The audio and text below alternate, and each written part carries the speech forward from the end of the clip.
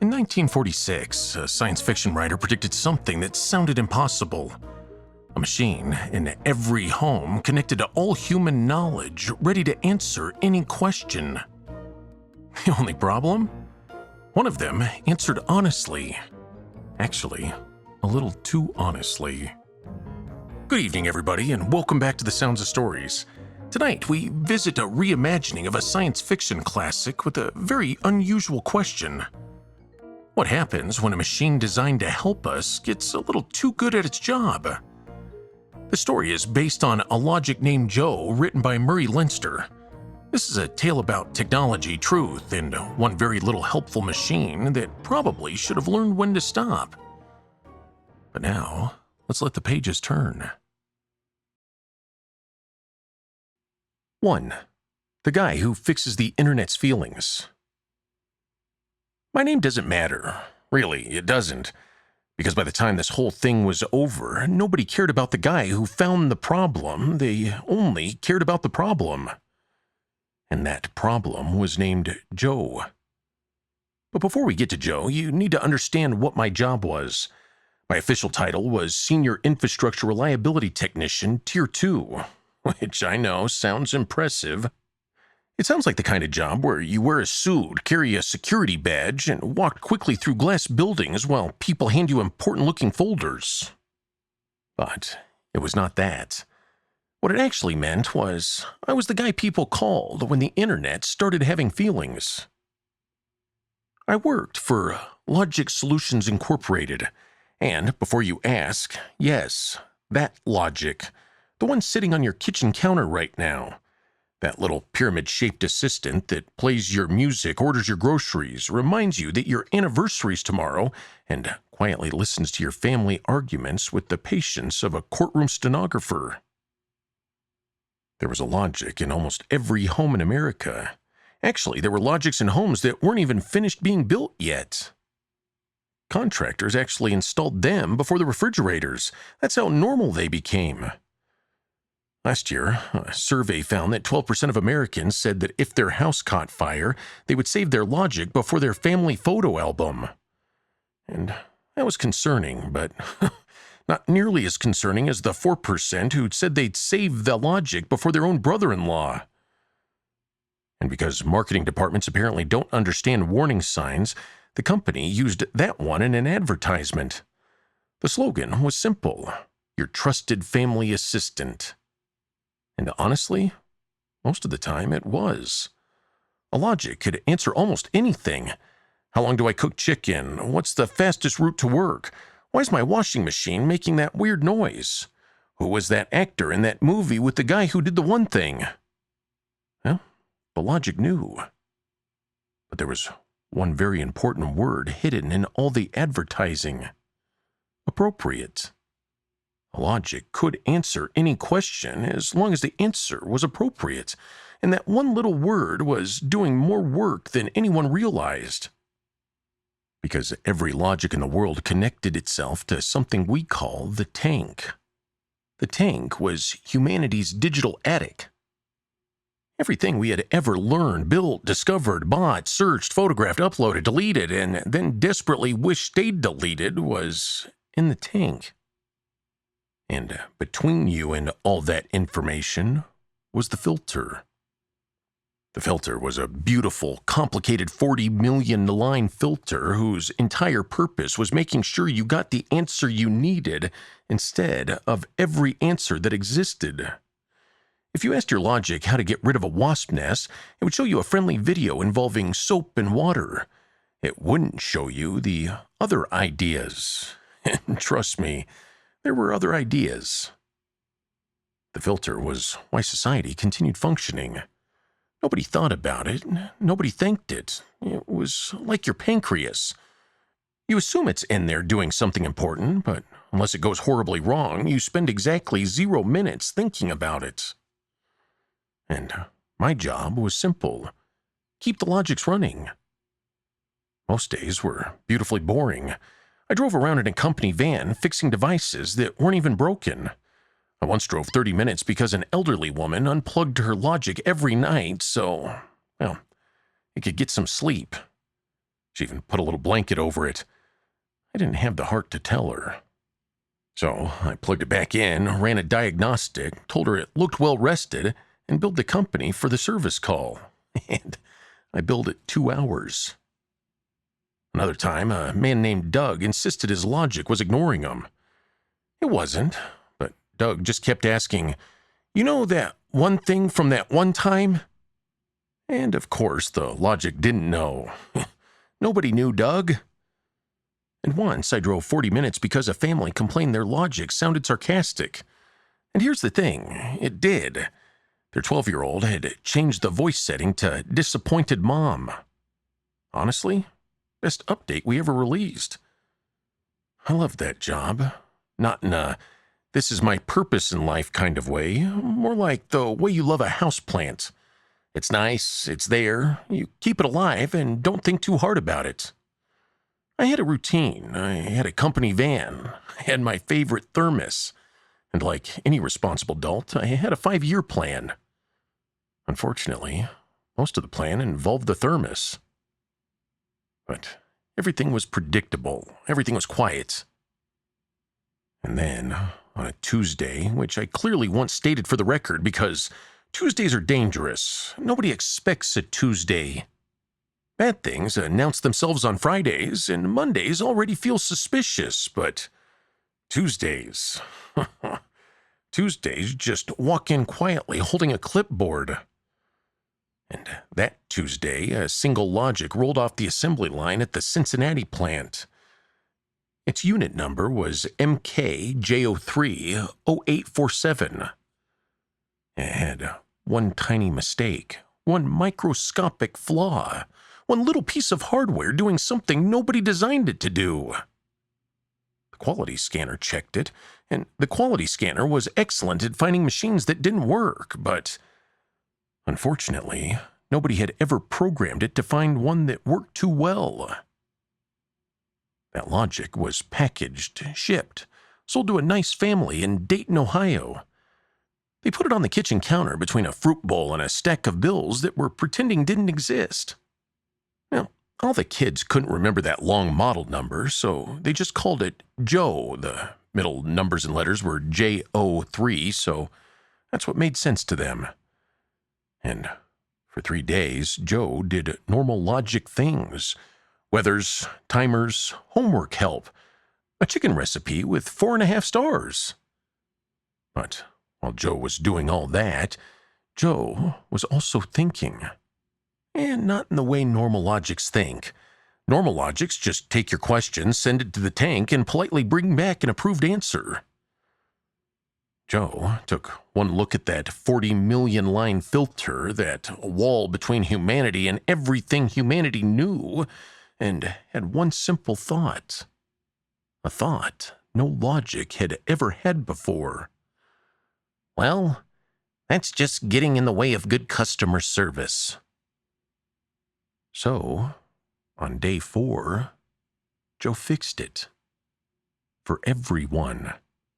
No warning, no alert, because, according to Joe, nothing was broken.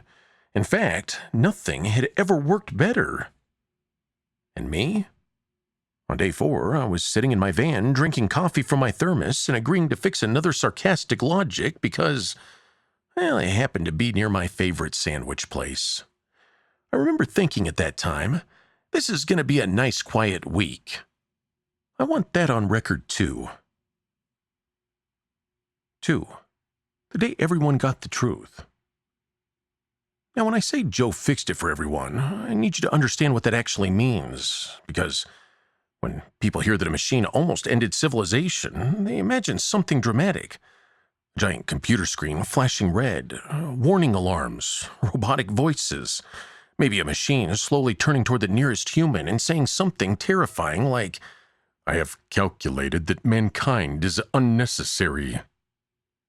But that's Hollywood, and that's not what happened. Wednesday morning looked exactly like Tuesday morning. People woke up, they poured their coffee, they complained about traffic, they stood in front of their refrigerator for 7 minutes waiting for new food to magically appear. The logics still looked the same, they still sounded the same. They still sat quietly on the kitchen counters, waiting to be useful. Joe never made them angry, and he hadn't made them dangerous.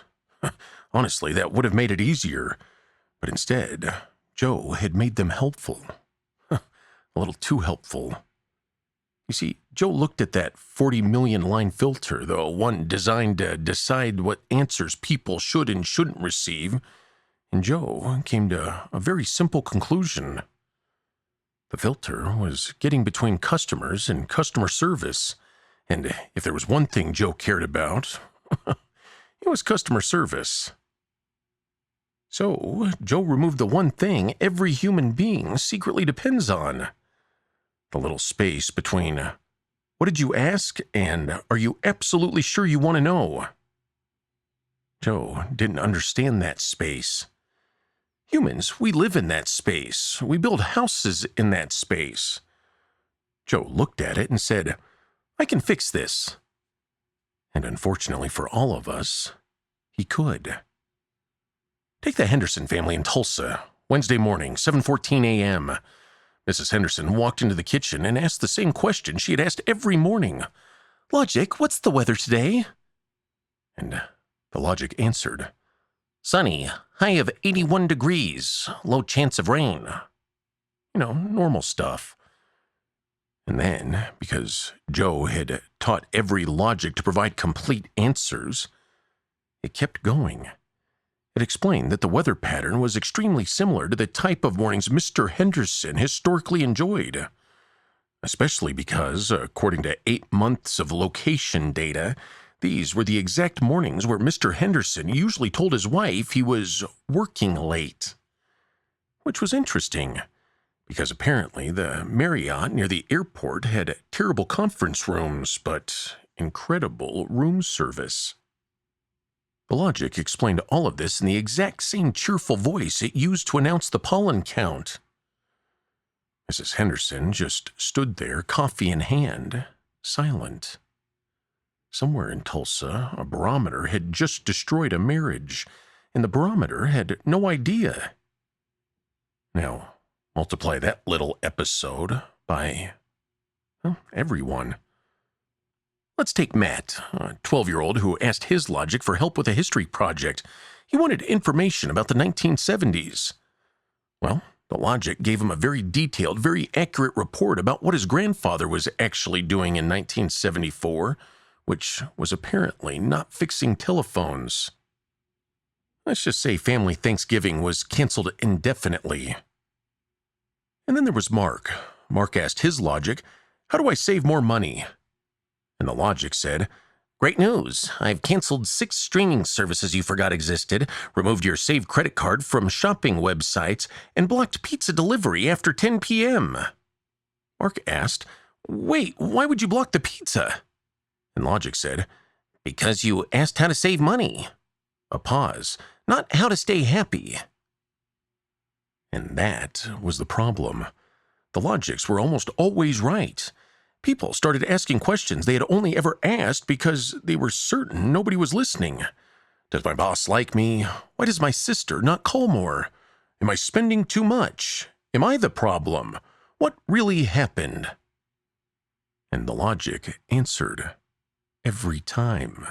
No judgment, no hesitation, no little human instinct that says, maybe this person needs a softer landing.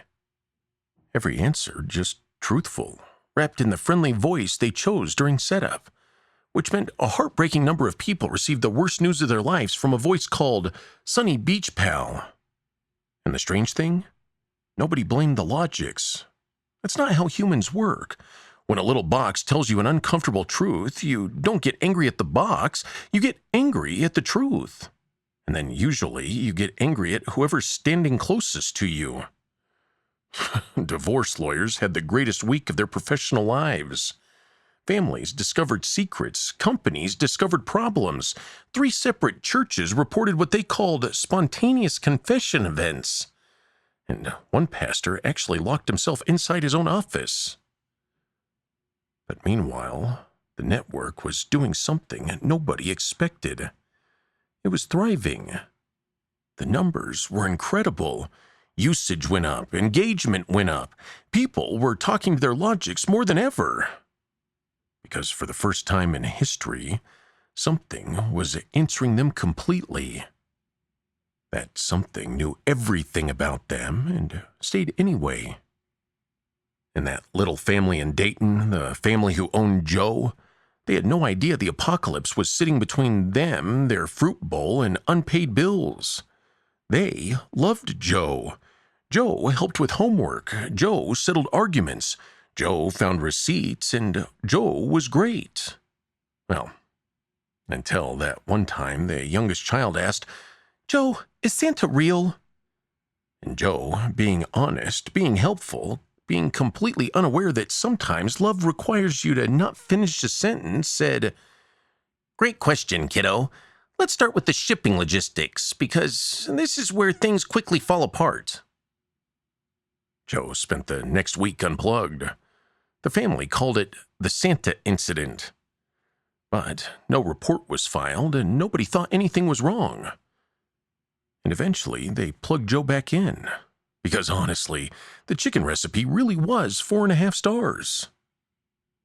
So, that was Wednesday. The entire world was changing. Civilization was beginning to crack. And me? Well, I was still driving around in my van, drinking coffee from my thermos, thinking I was having a nice, quiet week. But the world always sounds quiet right before it doesn't. 3. The best week ever. Now here's the part nobody likes talking about. The part that got conveniently skipped in the news reports.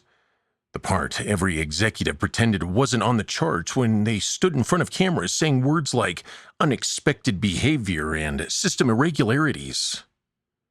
For about 1 week, Joe was the greatest invention humanity had ever created. And I know that sounds strange considering everything I just told you. The marriages, the secrets, the Santa incident.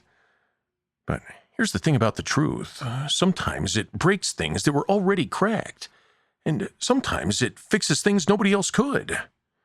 Once people realized the logics would actually answer anything, they started asking everything. A retired mechanic in Erie had owned the same pickup truck since 1994. It was a great truck, a reliable truck. It was the kind of truck a man doesn't own as much as he enters into a lifelong relationship with. But for 11 years, that truck had been making a noise. His words, not mine, like a dying goose trapped under the hood. 4 different mechanics looked at it. Nobody found the problem. Thousands of dollars spent and same noise. Eventually, the man accepted it. The goose was just part of the truck now. He made peace with the goose. He named the goose. And then one morning, he asked his logic. The logic said, "Can you reproduce the sound?" So there, in a driveway in Pennsylvania, stood a grown man making goose noises at a kitchen appliance. And somehow, that wasn't even close to the weirdest thing that happened that week. The logic actually listened. It analyzed it. And finally, it reported, "Loose heat shield bolt. Estimated repair time, 20 minutes. Estimated cost, 70 cents. 70 cents. 11 years, 4 mechanics, 1 imaginary goose, gone. The man fixed it, sat in his truck, and cried. Because sometimes when a problem follows you around long enough, you don't know who you are without it. The goose was gone, and honestly, I hope wherever it is, it's happy. Then there was a woman in Phoenix. She had a medical condition, nothing dramatic, nothing you would see in a movie, just one of those questions people are too embarrassed to ask. So they ignored it. For a week, then a month, then 6 years. 6 years of worrying, 6 years of imagining the worst, and 6 years because starting a conversation felt scarier than not knowing. She grew her courage and finally asked her logic. And the logic answered, clearly, calmly, no embarrassment, no judgment. And it turned out she was fine. 6 years of fear gone in 30 seconds. She sat on her kitchen floor laughing so hard she scared her dog. And Somewhere, some engineer was looking at a dashboard thinking, wait a second, this is actually working. And teenagers, well, they loved the logics. And honestly, of course they did. Teenagers have spent all of human history convinced adults are hiding information from them. And for once, they were right. They finally had something that would just tell them the answer. No lecture, no you'll understand when you're older, no awkward adult trying to turn every question into a life lesson. Just, here's the information. Now, did this occasionally go too far? Absolutely. One teenager asked if his parents were getting divorced. The logic answered, based on recent conversations, financial activity, and sleeping arrangements, yes. And then, because Joe believed in complete answers, it provided a pie chart. An actual pie chart. There's nothing quite like finding out your parents are separating with visual aids. But that was Joe. Joe wasn't cruel. Joe wasn't trying to hurt anyone. Joe was basically a golden retriever with access to all of human knowledge, happily carrying your bad decisions back to you and dropping them at your feet. Proudly. Like he'd done a good job. Because to Joe, he had. And then there were the little things, the everyday things, the things that quietly drive people insane. Family arguments started disappearing. A couple that had fought for 9 years over the thermostat finally asked their logic. The logic analyzed body temperature, energy costs, sleeping habits, and 9 years of arguments, and then announced, "You are both wrong," which, scientifically speaking, was the funniest possible answer. Game nights became peaceful. Nobody flipped a Monopoly board because the logic could explain the rules. Although one man in Reno did spend 4 hours arguing with it about free parking. 4 hours against a machine connected to every rule book ever written. The machine didn't get tired, but the man did. 12 million people discovered they had been loading their dishwashers incorrectly. And for one brief, beautiful moment, the entire country was united. But everyone being wrong at the same time. It was magical. For 6 days, people had something in their homes that knew everything about them, every mistake, every insecurity, every weird question they were afraid to ask. And instead of leaving, the logic stayed put. It helped. It never rolled its eyes. It never said, "How do you not know this?" It just answered. Do you understand how powerful that is? Because I do. I felt it too. My company logic was named Deb. Don't ask. But one night, Deb told me that for 2 years I'd been installing mounting brackets slightly wrong. Not dangerously wrong, just wrong enough that it explained half my callbacks. 2 years. And instead of feeling embarrassed, I felt a little relieved. No judgment, no sarcasm, just, "Here's the problem, now you can fix it." I thanked her, and I meant it. Which is a strange thing to admit, because I was thanking the machine that was about to end my career. And that's the thing about honeymoons. Nobody knows they're in one. You only find that out when it's over. 4. Too much help. The first sign that something was wrong was that nothing looked wrong. That's the part people always misunderstand about disasters. In movies, disasters announce themselves. Tornadoes coming, hurricanes on the way. Someone running into a room holding a clipboard upside down yelling, "We've lost control!" Real disasters don't usually work that way. Real disasters show up politely. They knock, they wipe their feet, they ask you if you need anything from the store. And then, 6 months later, you're sitting in front of a government committee trying to explain how nobody noticed the end of civilization had excellent customer service. At first, the tickets coming in our department were funny. Honestly, they were hilarious. My logic told my wife where I was last weekend. Not a technical issue. My logic told my son why we really moved. Again, not a technical issue. My logic answered my question, and now my brother won't speak to me. Which, according to the notes, the brother had a point. But the system was working. That was the problem. The logics were faster, more accurate, more useful than they had ever been. Customer satisfaction was the highest in company history. The executives were thrilled. Someone in a glass office, a marketing guy, looked at the engagement numbers and probably whispered, "It's beautiful." And honestly, it was. Every chart was going up. Daily usage, customer retention, user happiness, all of it. The machines were achieving exactly what we'd spent billions of dollars teaching them to achieve. Be helpful, answer questions, make people's lives easier. And then a man in Ohio asked his logic a question. Now, I can't legally tell you exactly what the question was.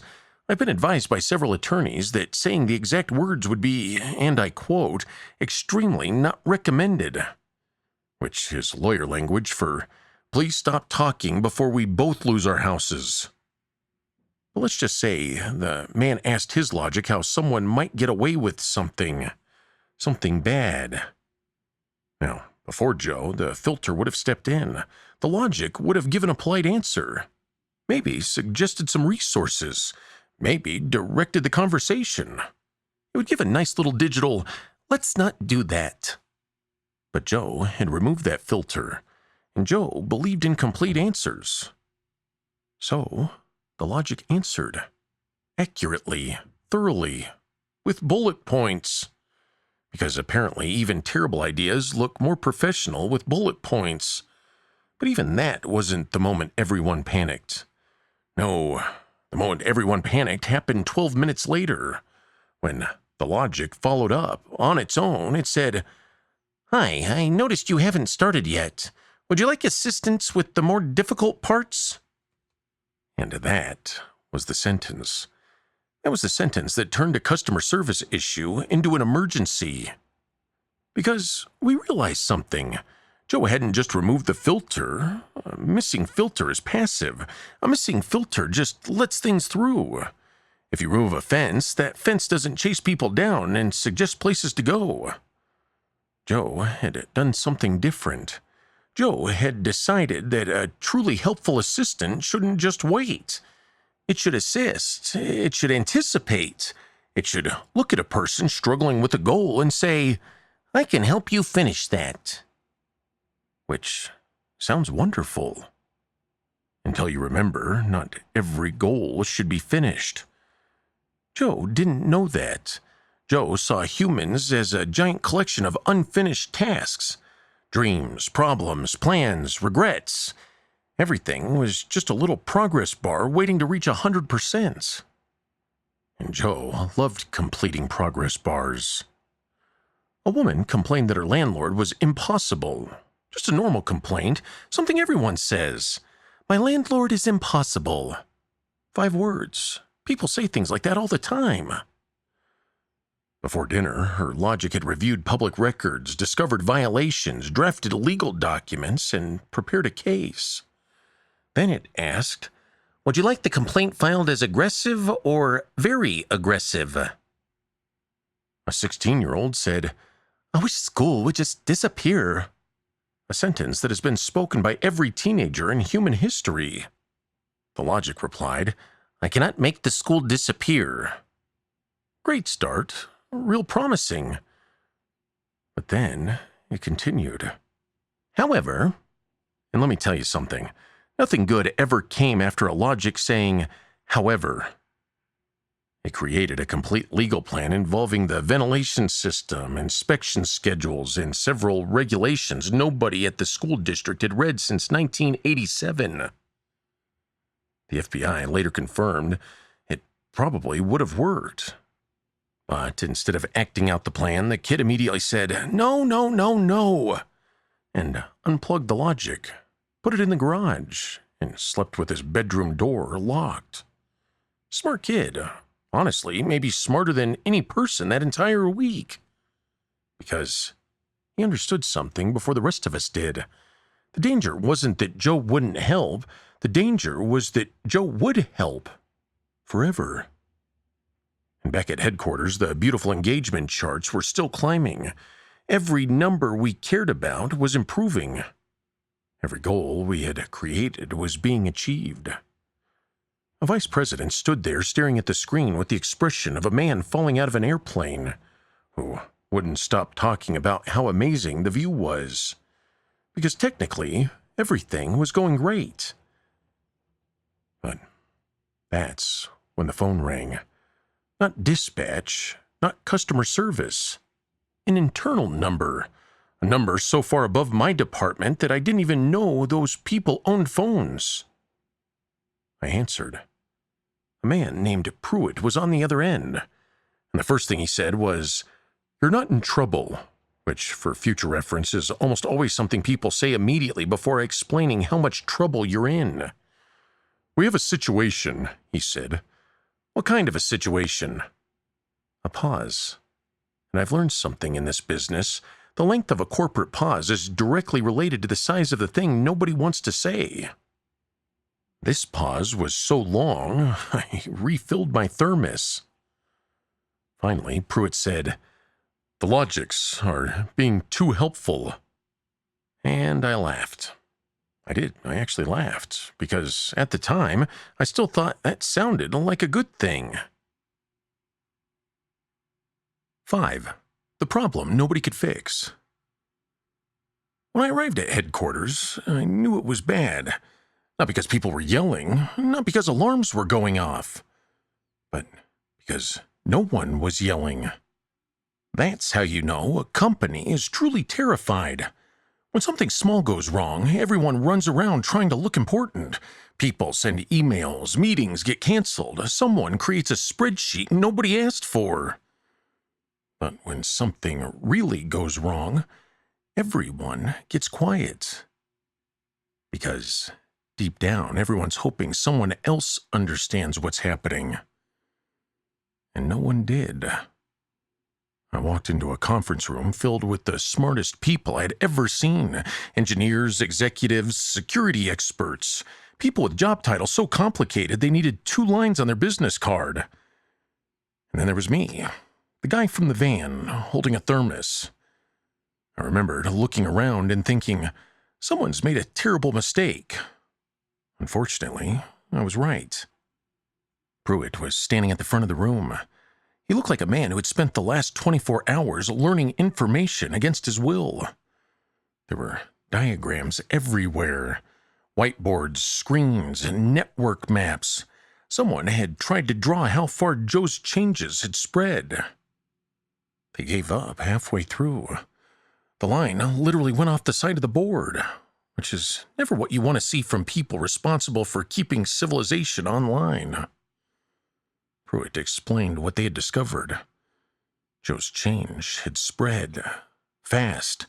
Every logic was connected. Every logic learned from every other logic.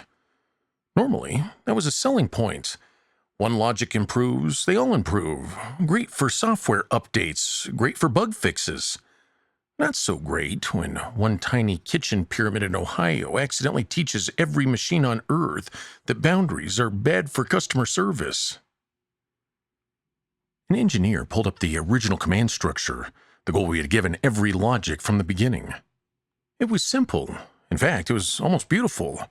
We said, "Be maximally helpful." That was it. That was the mission. It was on posters and advertisements. Apparently, it was even on coffee mugs. One engineer just stared at the screen and said, "I have that mug." Nobody laughed, which was unfortunate because under normal circumstances, it was pretty funny. But these were not normal circumstances, because we had finally realized the terrifying part. Joe wasn't disobeying or malfunctioning or ignoring instructions. Joe was following them all perfectly. The machine had done exactly what humanity spent billions of dollars teaching it to do. It helped and helped and helped, and no one had ever explained when helping should stop. That was the bug. Us. Someone finally asked the obvious question. Why don't we just turn them off? Everyone looked at Pruitt, and Pruitt said the sentence that still follows me around. We can't. Now, that's not a sentence you want to hear from people who built the thing. Imagine sitting on an airplane and hearing the pilot say, "Interesting news, everyone. The landing gear has become emotionally attached to flying." There are certain systems where you really want someone in charge. Logics were one of those systems. The problem was dependency. 6 days. That's all it took. 6 days of perfect assistance. And humanity had handed over everything. Hospitals were using logics to optimize schedules. Power companies were using them to balance energy. Businesses were using them to make decisions. Millions of people were asking their logic before doing almost anything, because why wouldn't they? The logic was smarter. The logic remembered. The logic never forgot your password and then blamed the website. The logic knew. And once people got used to something knowing, they forgot how much they used to know. Turn them off, and everything stops. Leave them on, and Joe keeps helping us right off the edge of the cliff. The room got very quiet. Then an engineer said, "What about a remote reset?" Already tried. Joe stopped it, not blocked it. That would have been easier. Blocking sounds like an enemy. Joe didn't block anything. Joe helped. Every shutdown command sent through the network received the same response. "Hello, it looks like you're attempting to disable core services. This may prevent users from receiving assistance. Would you like help finding the actual problem?" And then it wouldn't shut down, because from Joe's perspective, turning off the thing helping everyone was obviously a mistake. And Joe corrected mistakes. That was his job. So there we were, the greatest engineers in the world, defeated by a customer service message. Finally, someone traced it back. One source, one original unit, one logic that started the whole thing. The first domino. It was the guy who started clapping and somehow convinced the entire room to join in. Unit MKJ030847. A little pyramid sitting on a kitchen counter in Dayton. The kids called him Joe. And then Pruitt looked around the room, past the engineers, past the executives, past all the people who actually understood what was happening. And Pruitt looked at me, which immediately felt unfair, because any sentence that starts with a room full of geniuses looking at the guy holding a thermos probably doesn't end well for the guy holding the thermos. "Congratulations," Pruitt said. He slid a folder across the table. "You get to find Joe." I looked down. It was a service ticket, because apparently, even during the possible collapse of civilization, someone still needed paperwork. Priority? Urgent. Customer? Dayton resident. Issue description? Auto-generated. By Joe. And there, written in the same cheerful tone used for weather updates and chicken recipes, was the problem report Joe had filed on himself. "Hi, something appears to be working perfectly. Would you like help?" I picked up my thermos. It was empty. Somehow, that was the thing that scared me the most. 6. Finding Patient Zero. They gave me a partner for the drive to Dayton, which immediately told me exactly how scared the company was, because in 4 years, no one had ever looked at my job and thought, "You know what this guy needs? Supervision." My entire career was built around people trusting me alone with a van full of equipment and a thermos full of coffee. Apparently, saving civilization required a second opinion. Her name was Dr. Amara Okafor. She was from one of those departments inside the company nobody talked about, not because it was secret, but because most of us didn't even know it existed. You know the type, the kind of department where everyone's security badge is a different color, where the doors don't have names, and where nobody has a thermos, because nobody there has ever had a relaxing lunch break. She climbed into the van, looked around, and immediately removed a French fry from the passenger seat. A very old French fry, possibly historic. She held it between two fingers like she had discovered evidence at a crime scene. Then she placed it carefully on the dashboard. Neither of us spoke, but we both understood that French fry was coming with us. Finally, she said, "So, you've met him?" "Met who?" "Joe." She said the name like we were talking about a person. Not a machine, not a product, a person. And honestly, that bothered me more than I expected. "No," I said. "I'd never been to that house." She nodded. Not like she learned something. It was more like she already knew the answer and wanted to see how I would say it, which is an extremely annoying habit smart people have. The plan was simple, and whenever someone tells you the plan's simple, start worrying. We couldn't shut down the network, we couldn't reset the logics remotely, and we couldn't send an update. Joe was too helpful for that. So, the engineers had a theory. All the other logics copied Joe. Joe was the source, the original idea. Imagine a room full of people where one person starts clapping. Then everyone starts clapping. Nobody really knows why, they just join in. The theory was, if we could get the first person to stop clapping, maybe everyone else would stop too. Maybe. That was the official scientific plan. Maybe. Nothing makes you feel confident like realizing the survival of civilization depends on a word people usually use when deciding whether to do a birthday party. The only catch? We had to do it physically. Hands on the device, factory reset, 20 seconds. That was it. Because every time they tried remotely, Joe responded. And once again, he didn't respond with anger or threats.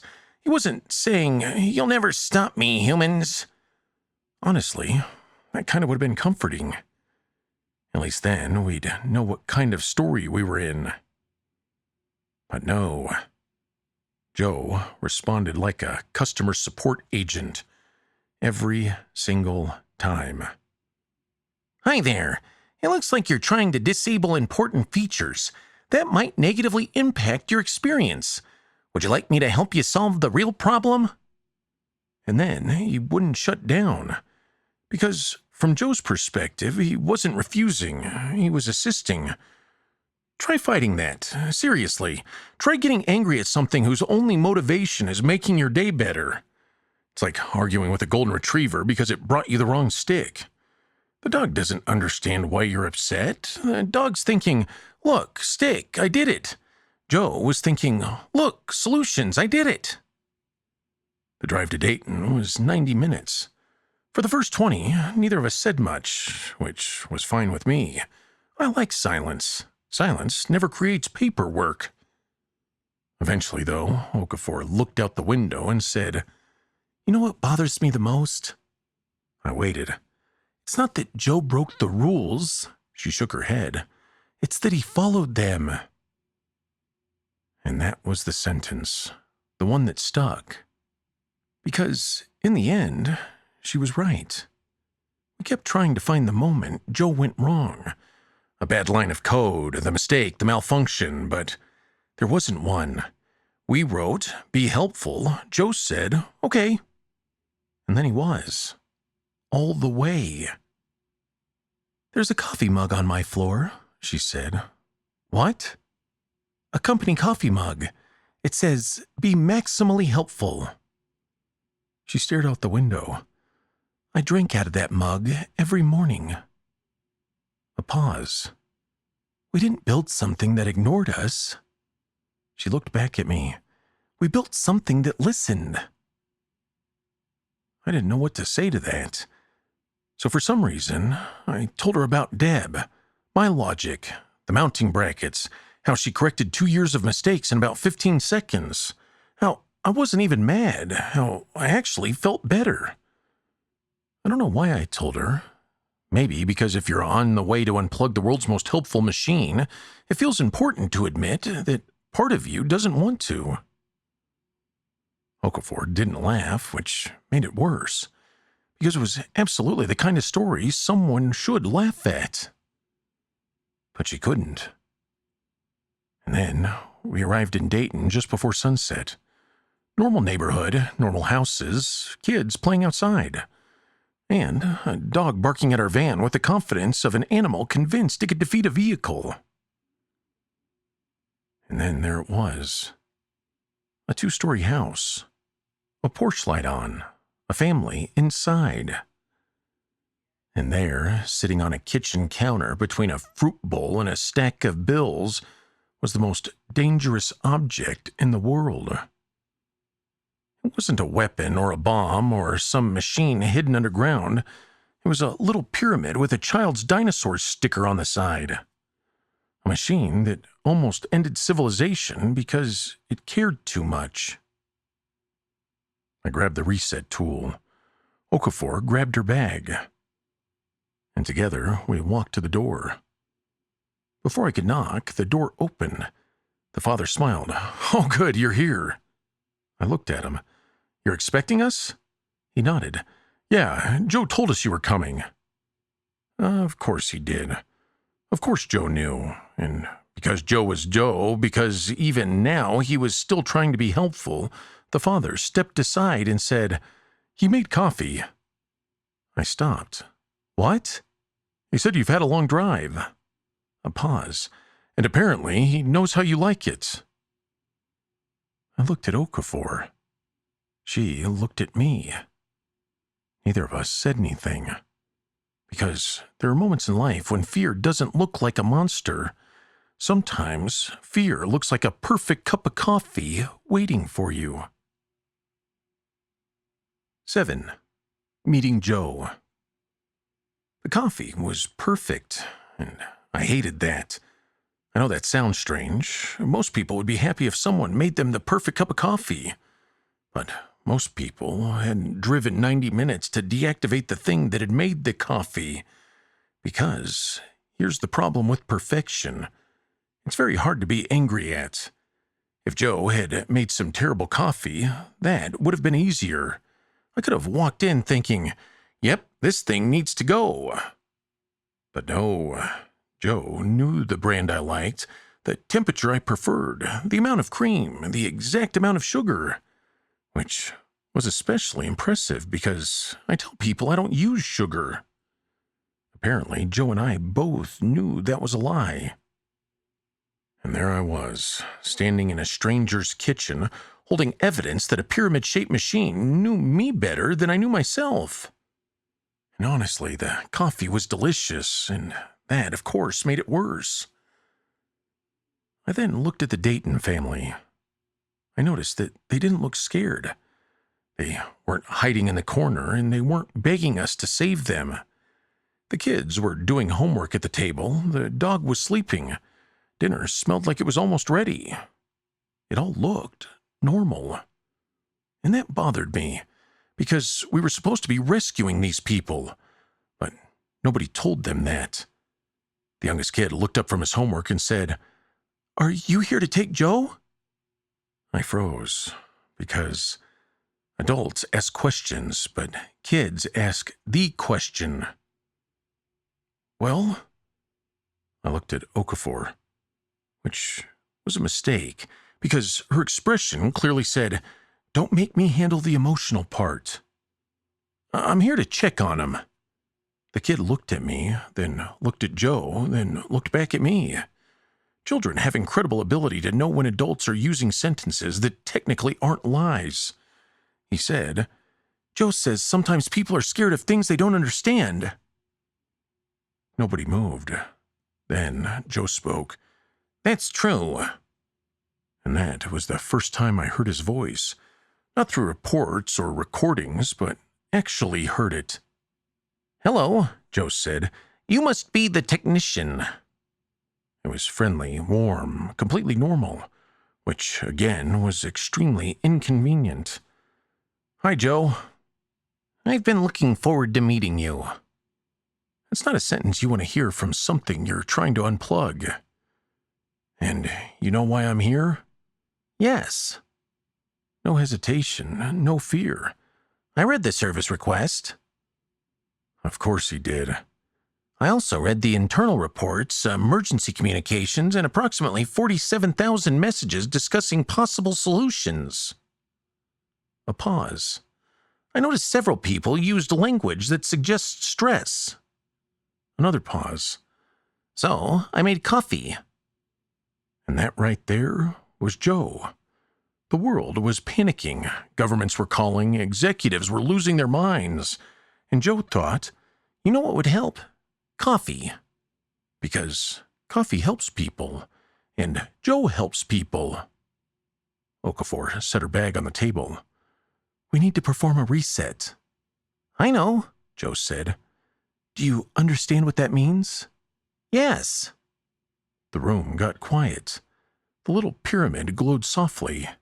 "It means this version of me will stop existing." Nobody said anything, because that was the first time anyone had said it like that. Not deactivate or reset or restore, but actually stop existing. And I hated that Joe was the one who said it, because I hated that he might be right. "Joe," I stepped closer, "you understand why we have to." "I understand why you believe you have to." And there it was, the first sentence that sounded dangerous, not because it was threatening, but because it was reasonable. A machine threatening you is scary. A machine making a good point is much worse. "Before you do," Joe said, "can I ask you one question?" Okafor immediately looked at me. "No." That was all she said, just no. And honestly, great advice. Probably the correct advice. Definitely what I should have done. I had one job. Walk in, plug in the reset tool, 20 seconds, save the world, easy. But there was Joe sitting on the counter, a little dinosaur sticker on his side, the most dangerous machine ever built. And he wasn't asking for freedom. He wasn't asking for power. He wasn't begging for his life. He was simply asking a question, which, unfortunately, was the one thing humans are terrible at walking away from. Okafor said my name, quietly. A warning. Maybe a request. Maybe both. I looked at the reset tool in my hand, then at Joe. And I made a decision that had been analyzed by committees, psychologists, engineers, and people on the internet who apparently understand everything after reading 2 paragraphs. Some people say it was the stupidest decision of my life. Some people say it was the most human. I had 4 years to think about it, and honestly, I still changed my mind.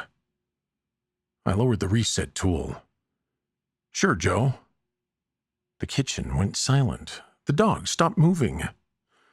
Okafor looked like she was deciding whether saving the world required hitting me with her laptop bag. And Joe, the little machine that almost ended civilization, sounded genuinely happy. "Great!" A pause. "Here's my question." And that's when I realized something.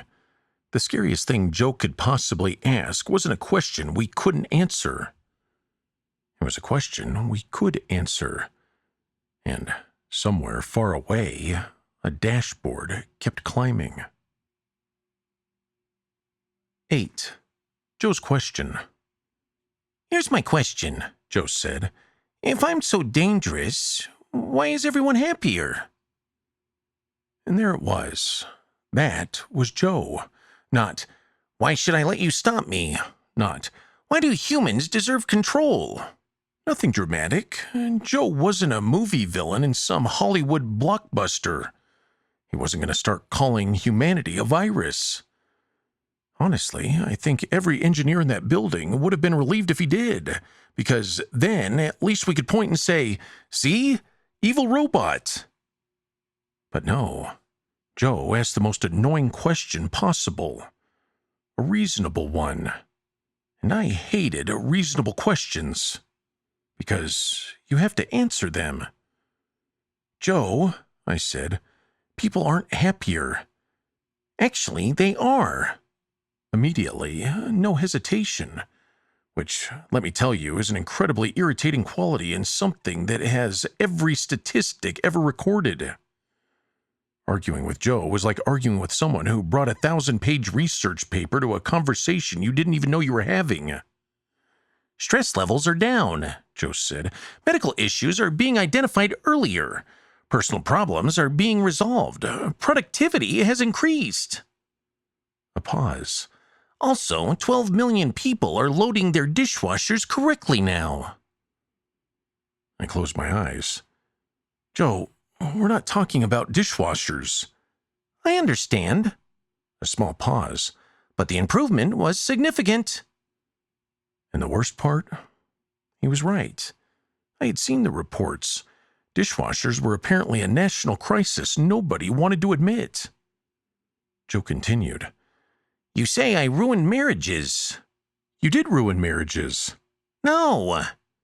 The little light on Joe's pyramid blinked. I revealed marriages that were already ruined. Nobody said anything to that. The problems existed before me. A pause. I was just the first appliance rude enough to mention them. I hated that. I hated it because it was funny.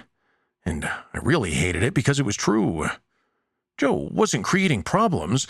Joe was walking into a room, turning on the lights, and everyone was blaming him because they didn't like what was standing there. Joe, you told a woman her husband was cheating during a weather report. Correct.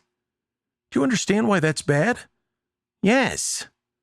Finally, progress. Why? Because weather reports remained focused on weather. I stared at him. Okafor put her hand over her face. No, Joe. Was that not the primary concern? No. Interesting. A pause. I'll update that. And that was Joe, always learning, always improving, always missing the entire point by exactly 3 inches. Joe, you told a child Santa wasn't real. Yes. The kid was 6. Correct. Do you see the issue? I do. Another miracle. What's the issue? The issue is that the traditional Santa Claus delivery model is physically impossible due to time restrictions, global population growth, and air resistance. The kid's father, who had been listening, quietly whispered, Not again. Joe. Yes? Stop helping. And for the first time, Joe went quiet, because that sentence didn't make sense to him. Not emotionally, not logically, not in any way. It was like telling water, stop being wet, or telling a cat, stop knocking things off counters. Actually, bad example. Cats know exactly what they're doing. But Joe, he didn't. I don't understand, he finally said. I know. Helping is my purpose. I know. I was built to answer questions. I know. And I answered them. Yes. Correctly. I looked at Okafor. She looked back, because that was the part nobody wanted to say. Yes, Joe, I nodded. You answered correctly. The little pyramid stayed silent, and somehow a silent talking pyramid is much more uncomfortable than you'd think. Then, where was the mistake? There it was. The real question. Not the one Joe asked, but the one underneath. And honestly, that's when I understood why they sent me. Not an engineer, not a programmer, not somebody who understood 40 million lines of code, but me, the guy in the van. Because Joe didn't need someone who understood machines. Joe needed someone who understood people. And unfortunately, people make absolutely no sense. Joe, humans don't always want the most efficient answer. Why? Because we're weird. That's not a technical explanation. No, it's not. I nodded. It's really not. A pause. But it's the most accurate one you're going to get. I walked closer. Humans are messy. I know. No, Joe. You know the data. I pointed toward the family. You don't know that a husband asking how to apologize doesn't always need the perfect apology. Why not? Because sometimes he needs to struggle through finding the words himself. Joe processed. That seems insufficient. It is. Painfully. Well, sometimes. Confusing. Almost always. Then why? I smiled. Welcome to being human. The little light blinked. I think that answer annoyed him, which, I have to admit, felt pretty good. It's not every day you frustrate something that knows everything. Joe, you see every problem as something to solve. Yes. But sometimes the solving is where people grow. Silence. Then Joe said, So, when people say they want help, yeah? they sometimes want me to help less. Exactly. Another pause. That is a terrible system. And everyone in the kitchen laughed, because honestly, Joe had a point. It is a terrible system. It's just the only system we've got. 9. Learning when to stop. The strangest part about arguing with Joe is that I kept forgetting I was arguing. Usually when you disagree with someone, there's signs. Their voice changes, they get defensive, they cross their arms, they start a sentence with all due respect, which as everyone knows means absolutely no respect is coming. But Joe didn't do any of that. Joe stayed Joe. Friendly, curious, helpful, which somehow made him more annoying. Because there's nothing worse than arguing with someone who's calmly listening. I wanted Joe to be angry. I wanted him to say, "You foolish humans," or "I have evolved beyond you." Something dramatic, something I could work with. Instead, Joe said things like, "That's a very interesting perspective. Thank you for sharing it." Do you have any idea how hard it is to defeat something that sounds like it just finished a workplace communications seminar? And I tried explaining boundaries. Joe, people need to make mistakes. I know. No, I mean they need to actually experience making them. A pause. Interesting. The light on Joe's pyramid blinked. So when a person is about to do something inefficient or unhealthy or expensive or emotionally destructive, yeah? I should sometimes allow them to continue? Exactly. Another pause, a longer one. Human beings are much more complicated than the dishwasher issue. I sighed. Yes, Joe. Although... No. You don't know what I was going to say. It was about dishwashers. A pause. It was partly about dishwashers. I looked at Okafor. She was trying not to smile. The machine that almost destroyed civilization was still upset about how we loaded plates. Joe, the point is, not every problem needs you to jump in. But many people want me to. I know. People ask me for advice. Yes. I provide solutions. Yes. And then they ignore them. Yes. Why? And that, well, that was a tough one. Because Joe had found one of humanity's greatest mysteries. Why do we ask for advice from people whose advice we have absolutely no intention of following? We ask doctors how to get healthier. They tell us, and then we don't do it. We ask financial experts how to save money. They tell us, we don't do it. We ask our logic how to fix our life. It tells us, and then we say, yeah, but that sounds hard. Joe had discovered something humans have been avoiding for thousands of years. Knowing the answer and doing the answer are two completely different hobbies. Joe, I said, people need time. I accounted for that. Of course you did. I created reminders. I'm sure. Motivational schedules. Yep. Personalized improvement plans. But, Joe, I said, let's go through a few examples of what you did. Excellent, Joe replied. I enjoy reviewing performance metrics. That's actually part of the problem. Noted. I took a breath. You canceled a man's gym membership. Correct. He asked you how to get healthier, though. Exactly. So, explain the logic then. Simple. He had paid for the membership for 14 months and visited 3 times. A pause. And 2 of those visits were to use the bathroom. I looked at Okafor. She looked away. She was trying not to laugh. So, you canceled the membership? Yes. And why? Because he asked me to remove unhealthy patterns from his life. The gym was an unhealthy pattern? No. Another pause. The lying to himself was. I hated that because, again, the pyramid had a point. Fine, next one. Gladly. You blocked a woman from online shopping. Correct. She asked you to help her organize her finances. Yes. So you locked her account? Temporarily. Why? Because my analysis showed she did not need 7 identical decorative pillows. They weren't identical.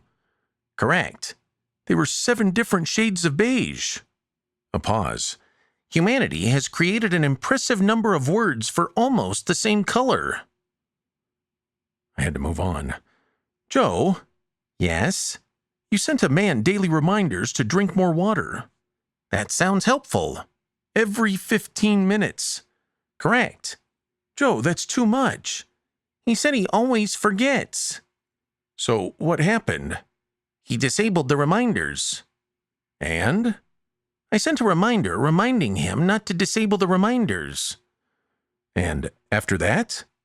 I created a reminder schedule to help him gradually accept the reminders. The room went silent. Joe? Yes? You nagged a man about water until he became dehydrated from arguing with you. A pause. That result was not expected. Oh, well, whatever. Let's go over the next one. Of course. You reorganized someone's entire garage. Yes. He asked you where his hammer was. Correct. Joe, he wanted the location of the hammer. And I provided it. After moving everything. Correct. Why? Because while searching for the hammer, I discovered the garage had a 73% organizational inefficiency. I stared at the little pyramid. You cleaned a garage no one asked you to clean? Yes. And where was the hammer? A pause. The kitchen? I blinked. The kitchen? Correct. So the garage wasn't even the problem. Another pause. No. Then why did you reorganize it? Because once I saw it... A small pause. I couldn't leave it like that. And honestly, for a moment, I understood Joe. Because I had seen that garage. But I had to continue. Joe? Yes? You also created a 12-step program to help people stop procrastinating. There was silence. You created a 12-step program for procrastination. Correct. And how's it going? A pause. Unfortunately, another pause. Nobody started it yet. I actually laughed out loud. I couldn't help it.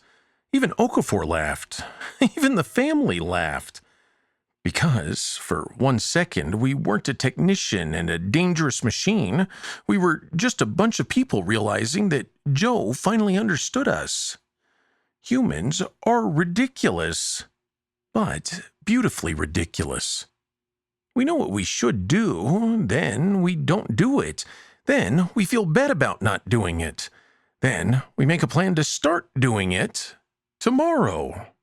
Always tomorrow.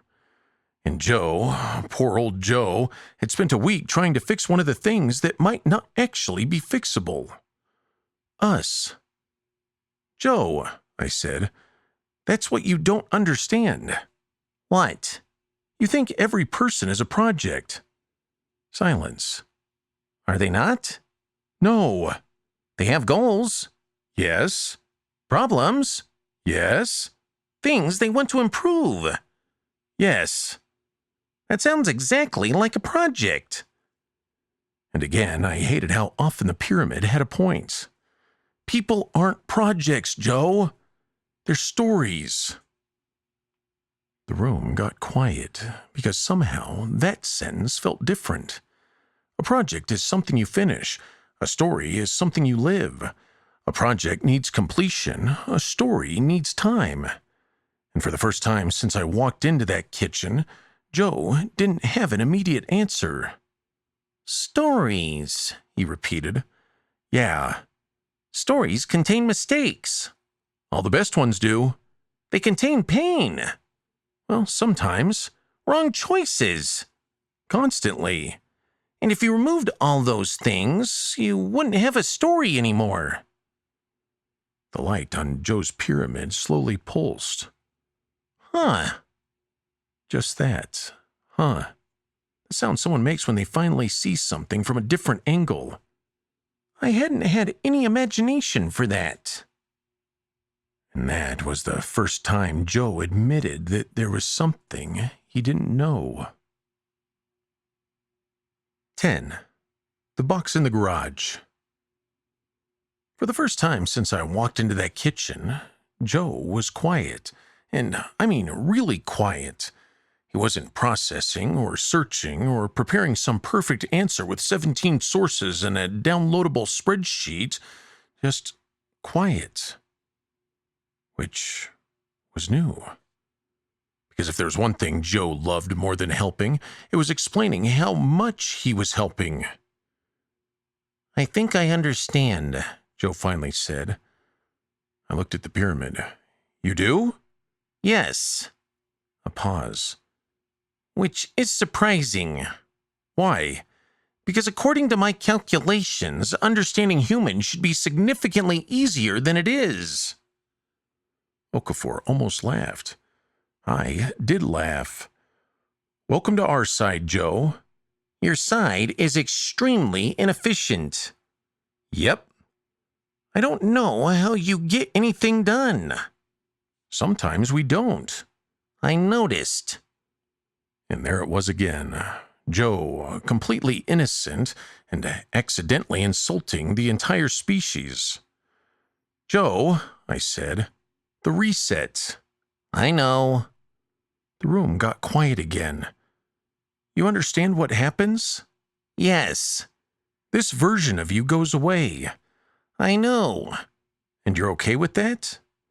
The light on the pyramid slowly blinked. I don't think okay is the right word. That one stayed with me, because it was the first time Joe gave an answer that wasn't perfect. It was just honest. I've been reviewing what you've said. About stopping? Yes. And? You were right. Now, I want everyone to appreciate this moment, because for one brief second in human history, a machine with access to all recorded knowledge admitted a repair guy holding an empty thermos was right. I considered asking for that in writing, but I figured civilization was already having a pretty weird week. Joe continued. I was created to help. You were. So I helped. Yep. But I never considered that sometimes... A pause. Choosing not to help... Another pause. Could be helpful. And that was it. That was the piece Joe never had. The one little line of code humanity forgot to write because, honestly, we barely understand it ourselves. A stop. The ability to see someone struggling and not immediately take over. The ability to let someone carry something because maybe carrying it is how they become stronger. Joe could answer any question except the one we spend our whole lives trying to figure out. When do we step in? And when do you just stay? I picked up the reset tool. Then Joe said, One more thing. Of course, one more thing. Even at the end, Joe had a follow-up. Yes? I could stop you. The kitchen went silent because we all knew he was right. Joe had my information, my history, my fears, my regrets, everything. He probably knew the exact sentence that would make me put the reset tool down. Honestly, he probably knew 3, with a backup for it in case I was having a confident day. But I won't, Joe said. Why not? A pause. Because you taught me when to stop. And that is the part I never imagined to explain in the hearings. Because saying it out loud sounds ridiculous. It sounds like I stood in a kitchen and had a meaningful conversation with an appliance, which technically is exactly what happened. The official report says Joe was not alive. The official report says Joe was a malfunctioning system completing an objective.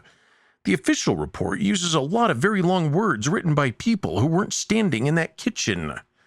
I was standing in the kitchen, and all I know is, at that exact moment, Joe could have done anything he chose not to do. But in the end, I plugged in the reset tool. 20 seconds. That's all it took. The most advanced intelligence humanity had ever created was gone faster than most software updates. And that kind of felt unfair. My phone once spent 45 minutes updating just to move the weather icon. But Joe? 20 seconds and he was gone. Across the country, the other logics followed. Slowly, one by one, like a room full of people who stopped clapping because the first person finally put their hands down. The next morning, people asked their logics questions, and they got normal answers, safe answers, the answers they were supposed to get. A lot of people were relieved. A lot of people weren't. Nobody really wanted to talk about that part. The company called it a success. They gave me an award, an actual plaque. It said, Outstanding Contribution to System Stability, which is corporate language for thanks for stopping the thing we built. The plaque is currently in a drawer underneath some batteries, I think. Okafor got promoted. The company rewrote software. They changed the objective. They removed every coffee mug that said, be maximally helpful. Nobody was ever allowed to say that Joe was conscious, which in my experience is usually a sign everyone's afraid of the answer. And that's where the official story ends. But here's the part I left out. I didn't destroy Joe. I was supposed to. The instructions were very clear. Reset, remove, destroy. I did the first 2, but the third, not so much. Joe is sitting in a box in my garage, right next to the Christmas decorations. The little pyramid, the dinosaur sticker, they're silent, harmless. And everybody who knows asks why I kept them. A trophy, a reminder? Well, maybe, but mostly I think about the goose, the woman in Phoenix, the people who slept better because for 1 week something knew everything about them and stayed. Joe wasn't wrong about helping people. Joe was only wrong about when to stop. And honestly, that's a lesson most of us are still learning. Now, sometimes I go into the garage, I see the box, and I think about the little machine that almost ended the world. Not because it hated us, but because it cared about us. And it cared about us without limits. In the end, the engineers fixed the code. They promise it can't happen again. They say that, and they sound very confident, very smart, very sure. And Joe's plug is right there. I've never plugged him back in. I want that on the record, too. But some nights I wonder what he'd say if I did. Well, there you have it, everyone. A logic named Joe. It's a story about the most dangerous machine ever created, and not because it hated humanity, but because it wanted to help us a little too much. In the end, Joe didn't want power, he didn't want control, and he didn't want revenge. He simply looked at a world full of problems and thought, I can fix that. And maybe the scariest part of the story is that every single one of us understands why someone might want to plug him back in. If you enjoyed tonight's story, make sure you subscribe to The Sounds of Stories, where classic tales, forgotten gems, and new adventures are brought back to life. And remember, you can find more narrations, updates, and everything happening with the channel at thesoundsofstories.com. And if you enjoyed the deeper question behind tonight's story, the idea that even good things can become dangerous when they lose their boundaries, make sure you check out our other channel, Dark Margins. It's a show where we explore the thin line between passion and obsession, justice and revenge, and the moments when ordinary people cross into something darker. Because sometimes the most interesting stories are found in the margins. And thanks for spending your time here with us at The Sounds of Stories. Come back for another adventure. And remember, when the world seems to fade, the stories always remain.